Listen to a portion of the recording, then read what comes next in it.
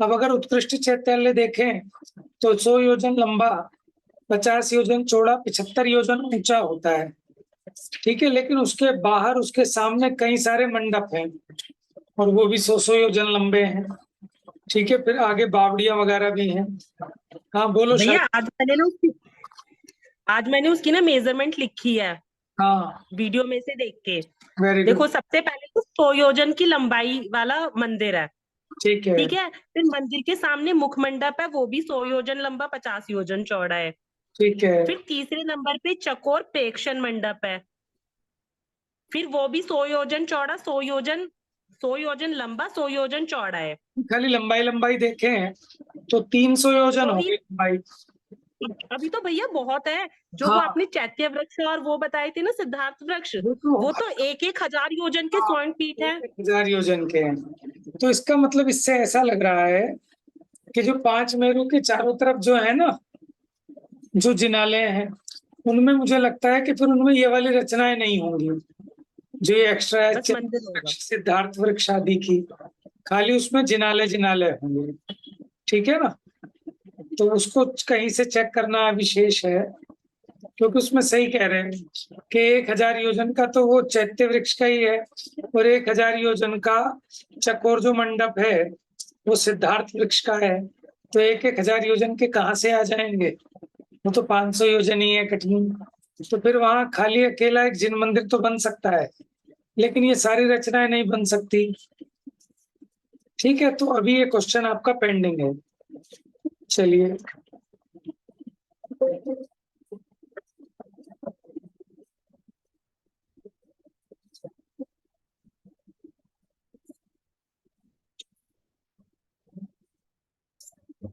कल किसने पढ़ा था? शालू ने।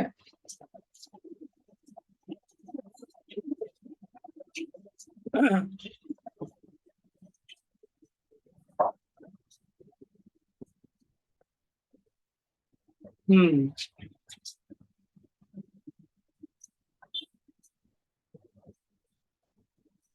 हम पढ़े भैया? हाँ, कहाँ से पढ़ोगे? ये हमने पढ़ लिया था।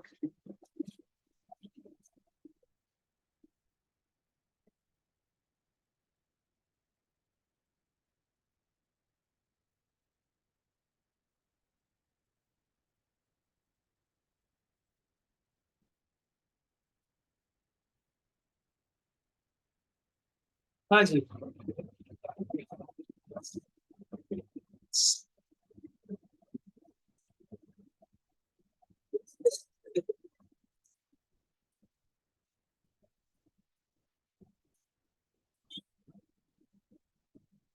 यहाँ से पढ़िए मध्यम और जगन्य। मध्यम और जघन्य अकृत्रिम चैतालियों की रचना भी इन उत्कृष्ट चैतालियों के समान है। अंतर मात्र इतना है कि उत्कृष्ट चैताल्य की लंबाई चौड़ाई ऊंचाई से आधी लंबाई चौड़ाई ऊंचाई मध्यम चैताल्य की ओर उनसे भी आधी जघन्य चैताल्य की है।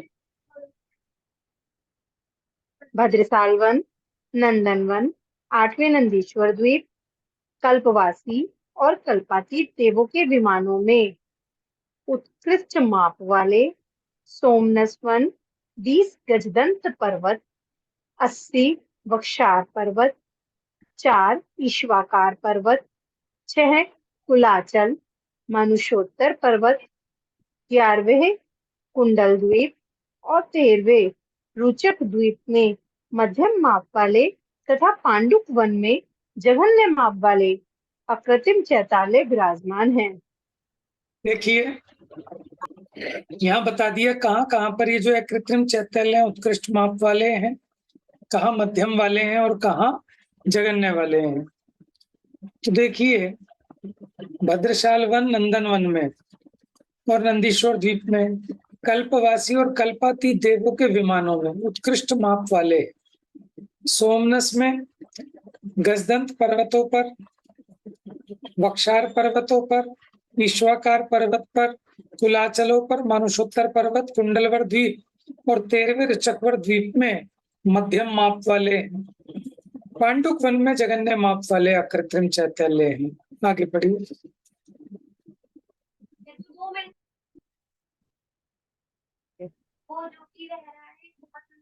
वहाँ पे हम उत्कृष्ट इनकी महिमा का वर्णन करने में कोई हजार जीवा वाला भी समर्थ नहीं है। इन्हें हजार हजार नेत्रों से निरंतर देखते देखते भी तृप्ति नहीं होती है।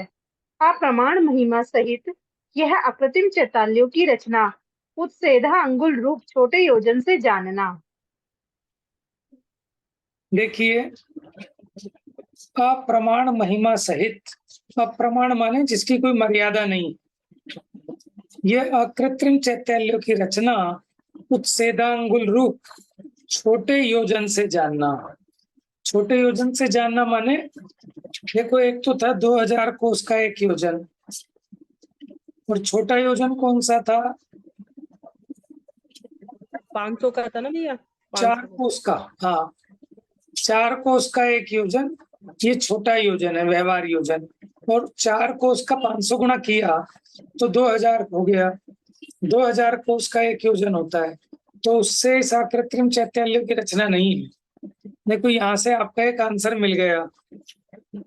समझ गए कि वो जो कटनी है वो 500 योजन होगी प्रमाण योजन में, और ये जो रचना होगी ये छोटे योजन में होगी। ऐसा हो सकता है, ठीक है। ऐसे ही एक और आता है जो 525 धनुष की अधिकतम अवगाहना होती है, और वो था ना 1575 धनुष। वो तनुवात वलय में कितने सिद्ध विराजमान होते हैं, तो वहां जो उनकी हाइट निकाली थी उसमें भी ये गणित ऐसा था कि एक चीज तो प्रमाण योजन में दी थी और एक व्यवहार योजन में दी थी। तो हमने व्यवहार योजन को प्रमाण योजन में कन्वर्ट करके, या प्रमाण योजन को व्यवहार योजन में कन्वर्ट किया था, तब वो आंकड़ा निकल के आया था। क्या था वो? हाँ, ये 525 धनुष की उत्कृष्ट अवगाहना कैसे आती है, उसमें ऐसे कहा था ना कि उसका इतने वे भाग में बसते हैं सिद्ध भगवान, तनुवात वाले के इतने वे भाग में।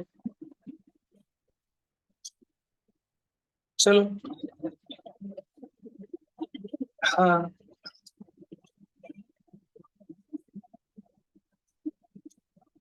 एक होता है उत्सेदांगुल, ठीक है। उत्सेदांगुल से बड़ा कौन सा अंगुल होता है? एक होता है प्रतरांगुल और एक होता है घनांगुल। यानी उत्सेदांगुल में तो सिर्फ लंबाई पकड़ना, प्रतरांगुल में लंबाई और चौड़ाई, घनांगुल में लंबाई चौड़ाई ऊंचाई। उसके अलावा उत्सेदांगुल और एक होता है प्रमाणांगुल। प्रमाणांगुल उससे 500 गुना बड़ा हो गया है, ठीक है, जिससे हम प्रमाण योजन निकालते हैं। उत्सेदांगुल को ऐसा नापा था ना, जैसे 400 राई के दाने के, सॉरी, 8 की संख्या थी कि 8 रथेणु के बराबर 8 तरस रेणु, ऐसे ऐसे करके। फिर 8 जौ के दानों के बराबर 1 अंगुल था, क्या था, है ना। कई सारी राशियां पड़ी थी हमने। तो उत्सरा जो निकलता है उत्सेदांगुल है। आगे पढ़िए। उत्कृष्ट मध्यम जगन्य प्रमाण से रहित अकृत्रिम चैताल्य वत्सिका रूप जिन मंदिर हैं, इनमें से विजयार्थ पर्वत, जम्बू वृक्ष और शालमली वृक्ष संबंधी जिन मंदिर 1 कोस लंबे, आधा कोस चौड़े, पौन कोस ऊंचे हैं, शेष रहे भवनवासी देवों के भवन, व्यंतर देवों के आवास, ज्योतिष देवों के विमान संबंधी जिन मंदिर भगवान के ज्ञान प्रमाण यथा योग्य विस्तार वाले हैं। देखो, ये भी अकृत्रिम चैत्यालय है, विजयार्थ पर्वत पर, जम्बू वृक्ष पर, शालमली वृक्ष पर। लेकिन ये 1 कोस लंबे, आधा कोस चौड़े, पौन कोस ऊंचे, ठीक है। इनको कहा वस्तिका रूप जिन मंदिर। बाकी भवनवासी, व्यंतर, ज्योतिषियों के भगवान की आज्ञा प्रमाण, ठीक है, उसका कथन लुप्त है। आगे बढ़िए। भैया वस्तिका मतलब है। वस्तिका मतलब? देखो वैसे वस्तिका तो उसको कहते हैं जहाँ मुनिराजों के ठहरने के लिए जंगल आदि में कोई स्थान बना दिया जाता है उनके ठहरने का, उनको वस्तिका कहते हैं। लेकिन अकृत्रिम चैत्यालय वस्तिका रूप, तो वस्तिका माने कोई छोटी चीज के लिए नाम दे दिया। तो वस्तिका रूप यानी वैसे ना तो ये उत्कृष्ट वाले हैं, ना मध्यम वाले हैं, ना जगन्य वाले हैं, उनसे डिफरेंट टाइप के हैं, इसलिए शायद इन्हें वस्तिका रूप चिन्ह मंदिर कह दिया। अधोलोक ठीक में है। अधोलोक में 10 प्रकार के भवनवासी देवों संबंधी भवनों में 7,72,00,000, मध्यलोक में 458, ऊर्ध्वलोक में 84,97,023, सब मिलकर 8,56,97,481 अकृत्रिम जिन मंदिर हैं। और सुन, व्यंतर और हाँ ये जो हमने बताई ना संख्या, ये संख्या वाले जिन मंदिर हैं, उसके अलावा असंख्यात भी हैं, उनकी गिनती संभव नहीं है। जैसे व्यंतर और ज्योतिषी देवों के असंख्यात असंख्यात हैं, ठीक है, उनकी काउंटिंग नहीं की। यानी काउंटिंग वाले कितने हो गए? अधोलोक में भवनवासी के जो भवन है वो है 7,72,00,000, ठीक है, टोटल भवन। एक एक भवन में एक एक जिनालय होता है, तो 7,72,00,000 हो गए अधोलोक संबंधी भवनवासी देवों के। मध्य लोक के सारे मिलाकर 458 कृत्रिम चैत्यालय, और उर्दू लोक में है 84,97,023, 84,97,023। तीनों का प्लस करेंगे तो आएगा 7 करोड़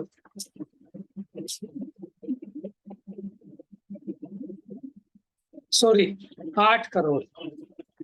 7,72,00,000 तो अकेले नीचे भवनवासियों के थे, तो इनको प्लस करेंगे तो 8,56,97,481 ये अकृत्रिम जिन मंदिर हैं, गिनती वाले।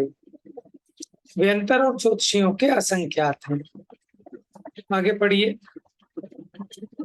इनमें से अधोलोक संबंधी जिन मंदिर विविध प्रमाणमय, ऊर्ध्वलोक संबंधी उत्कृष्ट प्रमाणमय, मध्यलोक में पंचमेरु संबंधी 80, 20 गजदंड पर्वत, 30 कुलाचल, 170 विजयार पर्वत, देवकुरु, उत्तरकुरु नामक उत्कृष्ट भोग भूमि के जम्बू शालमली वृक्ष संबंधी 10, 80 बक्षार पर्वत, 4 ईश्वाकार पर्वत, मानुष्योत्तर पर्वत के 4, नंदीश्वर द्वीप के 52, कुंडल द्वीप के 4, रुचक द्वीप के 4, सब मिलकर कुल 458 अकृत्रिम जिन मंदिर हैं। देखिए मध्य लोक के 458 जिन मंदिर कैसे होते हैं, ठीक है, वो देखिए कैसे हैं। हाँ देखिए, एक मेरु संबंधी 16 है, ठीक है। अभी हम एक सुमेरु संबंधी रचना समझ लें। एक सुमेरु पर 4 4 4 4 चारों वनों के 4 चौक 16 हो गए। गजदंड पर्वत कितने होते हैं एक सुमेरु पर्वत पर? 4, एक सुमेरु संबंधी 4, ठीक है। तो 4 गजदंड पर्वतों के 4 जिनालय हो गए, ठीक है। कितने हो गए? 16 और 4 20। अच्छा, कुलाचल कितने होते हैं एक मेरु संबंधी? 6 कुलाचल होते हैं, कितने हो गए? 26 हो गए। अच्छा, एक भरत क्षेत्र के, एक ऐरावत क्षेत्र के, ठीक है। एक बार में तो एक भरत क्षेत्र में एक तीर्थंकर होंगे। सॉरी, कहाँ पहुंच गया मैं? हाँ अच्छा, अपने जो विदेश क्षेत्र है, कितनी नगरियां हैं विदेश क्षेत्र की? 32, ठीक है। हर एक में एक एक विजयार्थ पर्वत है, तो एक एक विजयार्थ संबंधी एक एक होता है, तो 32 हो गए विजयार्थ पर्वत के, ठीक है। अभी एक मेरु संबंधी देख रहे हैं। अच्छा, एक देवकुरु, एक उत्तर कुरु, देवकुरु उत्तर कुरु में तो नहीं था भैया। देवकुरु उत्तर कुरु में जो इनके दो वृक्ष हैं, जम्बू वृक्ष और शालमली वृक्ष, ठीक है, उसके एक एक हो गए, तो यानी दो ये हो गए।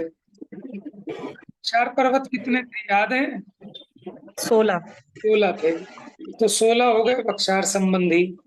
अब पहले इनका टोटल करो, देखो टोटल करो फटाफट एक बार फिर से। 16 हो गए मेरू के, 4 गजदंत के 20, ठीक है, 6 कुलाचल 26, भैया 78। 78 हो गए। और 32 विजयार्थ। नहीं सारे हो गए ना, एक सुमेरु संबंधी। अच्छा तुमने टोटल कर लिए? भैया मैंने खोल रखा है, आपने पहले समझाए थे ना। अच्छा कब समझाया मैंने? पहले समझाया है? आप जब जम्बूद्वीप की रचना शुरू करी थी सुमेरु पर्वत पे बताए थे आपने। लेकिन अब यहाँ से लगाना सीखो ना, अब आपने पढ़ भी लिया है। 5 मेरू के बाद हाँ। पहले 1 मेरू का देखो। अभी 1 मेरू के 16 हो गए, 4 गजदंत पर्वत 16 4 20, 6 कुलाचल 26, 32 विजयार्थ, 26 और 32 58 58 हो गए ना। हाँ हाँ। शालमली वृक्ष के 2, 60 पर्वत 16, 76 हो गए। अच्छा और चलो अभी ये 76 हो गए। भैया 2 विजयार्थ पर्वत के रह गए ना, भरत और ऐरावत क्षेत्र के। क्या? कृत्रिम चैताल्य। ठीक, बिल्कुल ठीक। तो भरत और ऐरावत में भी हैं, तो कितने हो गए टोटल? 78 हो गए ना, 78। 78 हो गए। अभी 78 है, 1 मेरू संबंधी, तो 5 मेरू संबंधी कितने हो जाएंगे? 5 से गुना करो। 390। 390 हो गए। 390। ठीक है, अब थोड़ा जम्बूद्वीप के बाहर चलो। जो धातकी खंड है, ठीक है, उसके ऊपर और नीचे 2 ईश्वाकार पर्वत हैं, जिसके कारण उसके 2 डिवीजन हो गए। ठीक है, राइट एंड लेफ्ट, पूर्व धातकी खंड और पश्चिम धातकी खंड।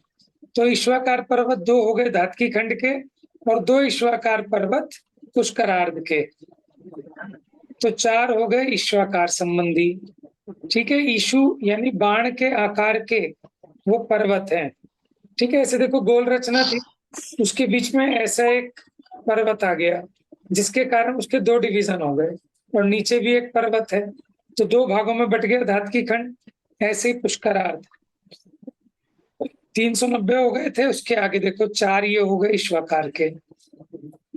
मानुषोत्तर पर्वत पर चारों दिशाओं में एक एक है, तो 4 ये प्लस कर दो, 8 हो गए। नंदीश्वर द्वीप के 52 है। फिर कुंडलवर द्वीप में चारों दिशाओं में एक एक यानी 4। रुचकवर द्वीप के 4, तो देखो 4 चौक 16 तो ये हो गए, और 52 और जोड़ लो, 16 और 52 कितने हो गए? 68। 390 में 68 जोड़ो, 400। ठीक है, तो त्रिलोक सर जी के अनुसार अकृत्रिम चैत्याल्यों का वर्णन किया। पढ़िए। रम्य क्षेत्र। चौथे नील कुलाचल से उत्तर की ओर, 5वें रुक्मी कुलाचल से दक्षिण की ओर, पूर्व पश्चिम लवण समुद्र के मध्य, तीसरे हरि क्षेत्र के समान 1 कला अधिक 8421 योजन, दक्षिण उत्तर चौड़ा। 1 योजन के 19 भाग में से 17 कला अधिक 73,901 योजन पूर्व पश्चिम समुद्र पर्यंत नील पर्वत के निकट लंबा 5वां रम्यक नामक मध्यम भोग भूमि का क्षेत्र है। उसके मध्य में नाभि के समान 1000 योजन ऊंचा, नीचे ऊपर सर्वत्र 1000 योजन चौड़ा गोलाकार स्वर्णमयी पद्मवान पर्वत है। देखिए अब सुनिए, देखिए हमने विदेह क्षेत्र तक पढ़ लिया। अब विदेह क्षेत्र से आगे की रचना, ठीक है, बिल्कुल जैसे इस क्षेत्रों की थी वैसे ही उल्टे चलते जाना क्रमशः। यानी यहाँ भरत हेमवत, हरि, विदेह। अब जो रम्यक आएगा वो विदेह से पहले कौन सा था? हरि था ना, हरि क्षेत्र, सेम उसके समान रम्यक की रचना होगी। अच्छा इधर देखो, जो भरत क्षेत्र था यहाँ तो 6 काल का परिवर्तन होता है आर्यखंड में, लेकिन भरत के बाद जो हेमवत दूसरा क्षेत्र है वो जगन्य भोग भूमि जैसा रहता है। फिर हरि में मध्यम भोग भूमि, और फिर जब विदेह में आए तो देव कुरु, उत्तर कुरु में उत्तम भोग भूमि। फिर उसके बाद रम्यक में जाएंगे तो मध्यम भोग भूमि, फिर हिरण्यवत में जगन्य भोग भूमि, और फिर ऐरावत में 6 काल का परिवर्तन होता है। ठीक है, कुछ टाइम भोग भूमि रहती है, कुछ टाइम कर्म भूमि।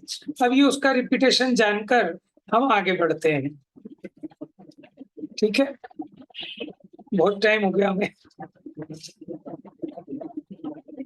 चलिए। अब शिष्य 1 मिनट।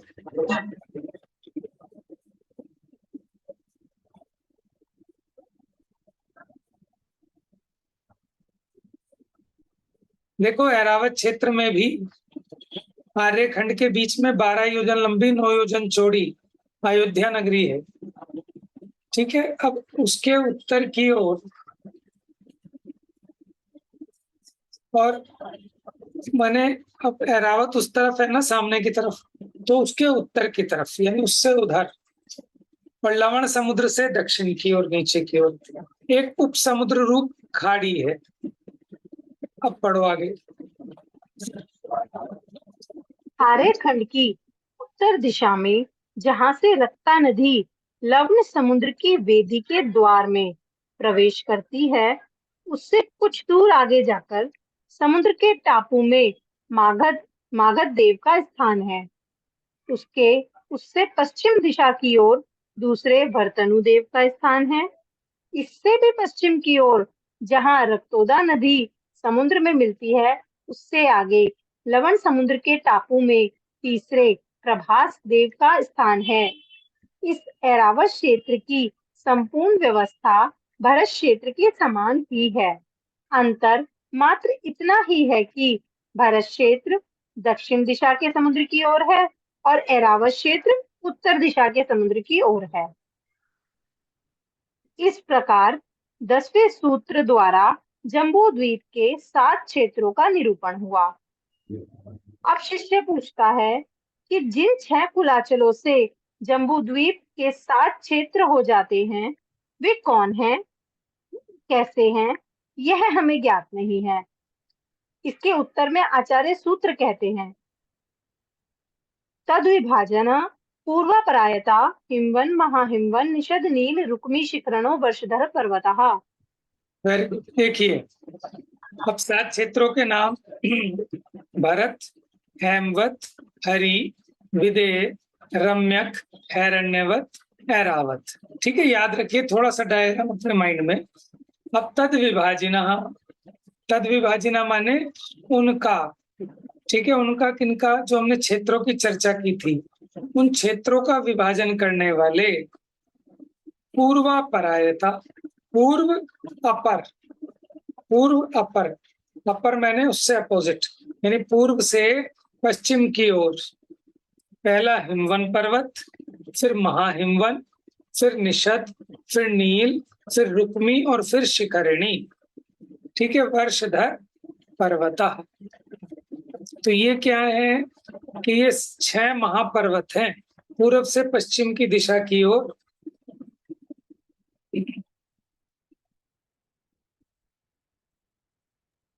आइए 7, ये जो 6 पर्वत है इनका थोड़ा थोड़ा सा स्वरूप पढ़िए। हिमवन पहले भरत और दूसरे हेमवत क्षेत्र के मध्य 25 योजन की नीचे जमीन में नींव सहित 12 कला अधिक 1052 योजन दक्षिण उत्तर चौड़ा, 1 कला अधिक 24,932 योजन पूर्व पश्चिम रूप समुद्र पर्यंत लंबा, 100 योजन ऊंचा पहला हिमवन कुलाचल है। महाहिमवन की अपेक्षा क्षुद्र छोटा होने के कारण इसे क्षुद्र हिमवन भी कहते हैं। देखिए, अब एक बात समझना, सबसे पहले आया हमारा भरत क्षेत्र। भरत क्षेत्र के बाद पहला पर्वत है, ठीक है, हिमवन। फिर उसके बाद दूसरा क्षेत्र आएगा, फिर दूसरा पर्वत आएगा, फिर क्षेत्र आएगा, फिर पर्वत आएगा, ठीक है। अब इसमें थोड़ा थोड़ा देखिएगा आप।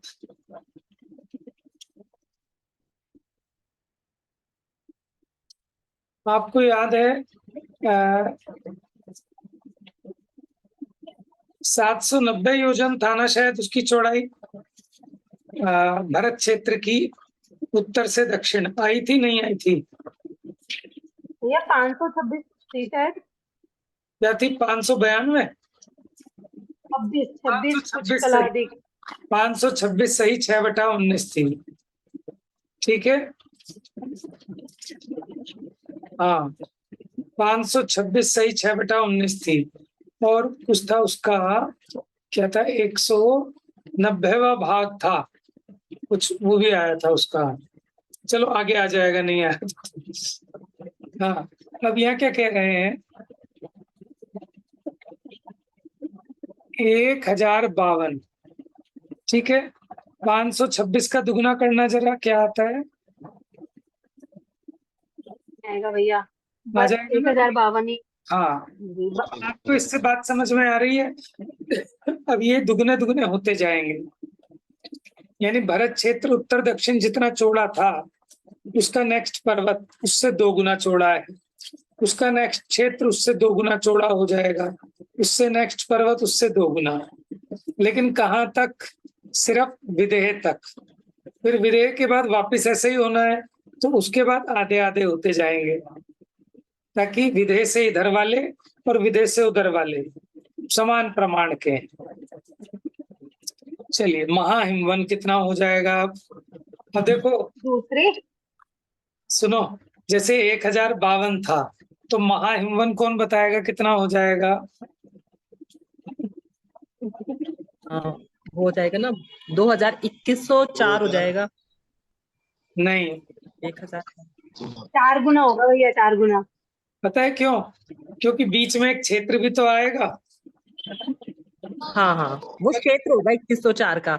हाँ, इसीलिए मैंने पूछा था। हिमवन के बाद एक क्षेत्र आएगा, उस क्षेत्र के बाद महाहिमवन आएगा।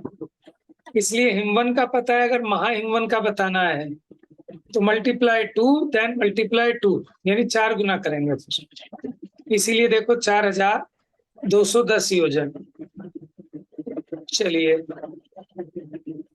पढ़ लीजिए अब इसको फटाफट।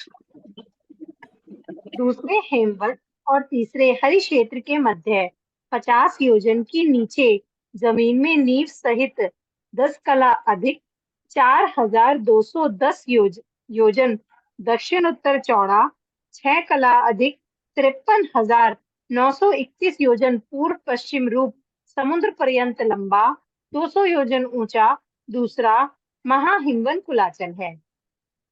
निषद तीसरे हरि अब इसकी ऊंचाई भी देखते जाएं। ऊंचाई में क्षेत्र की तो ऊंचाई होती नहीं, तो पहले पर्वत से दूसरे पर्वत की दुगनी हो जाएगी, दूसरे पर्वत से तीसरे पर्वत की दुगनी हो जाएगी, फिर तीसरे से चौथे की कितनी हो जाएगी? रहेगी, यह सेम रहेगी। रहेगी, वेरी गुड। फिर पांचवे की उससे आधी हो जाएगी, छठे की फिर उससे आधी हो जाएगी, ठीक है। चलिए पढ़िए। निषद तीसरे हरि और चौथे विदेह क्षेत्र के मध्य 100 योजन की नीचे जमीन में नींव सहित 2 कला अधिक 16,842 योजन दक्षिण उत्तर चौड़ा, 2 कला अधिक 94,156 योजन पूर्व पश्चिम रूप समुद्र पर्यंत लंबा, 400 योजन ऊंचा तीसरा निषद कुलाचल है। देखिए, नील एक एक बात और ध्यान देना, पहले पर्वत की जो नींव थी वो 25 योजन थी, दूसरे की 50 योजन, तीसरे की हो गई 100 योजन, चौथे की भी रहेगी 100 योजन, ठीक है। तीसरे और चौथे की समान रहेगी। चलिए पढ़िए आगे। चौथे विजय और पांचवें रम्य क्षेत्र के मध्य 100 योजन की नीचे जमीन में नींव सहित 2 कला अधिक 16,842 योजन दक्षिण उत्तर चौड़ा 2 कला अधिक 94,156 योजन पूर्व पश्चिम रूप समुद्र पर्यंत लंबा 400 योजन ऊंचा निषद के समान चौथा नील कुलाचल है। ठीक है, अब आगे आगे आधे आधे होते जाएंगे। यहाँ से पढ़िए वर्ष।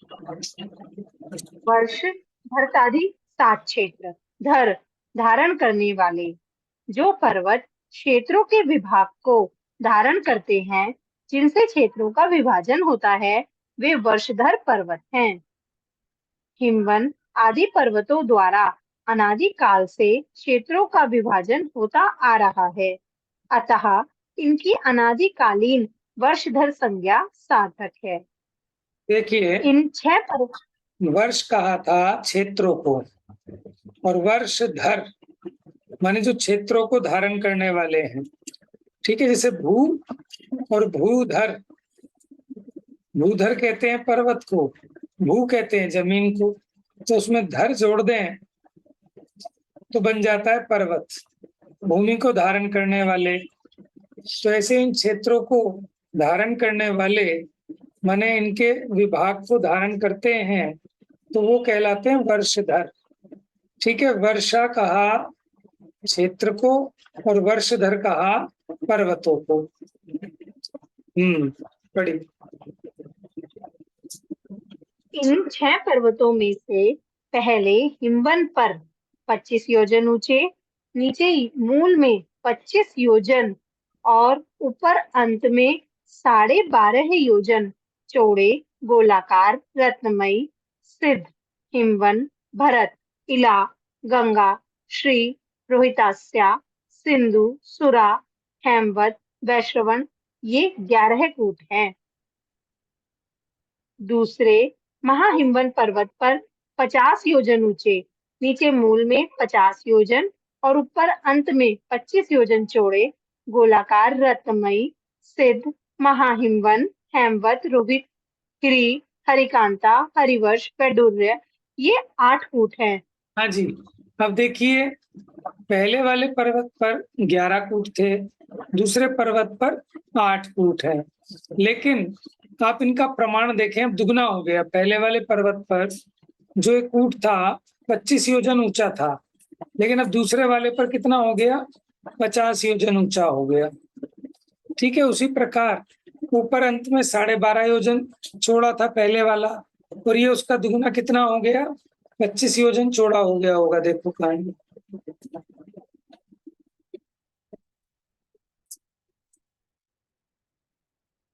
हाँ ये रहा, अंत में 25 योजन चौड़े।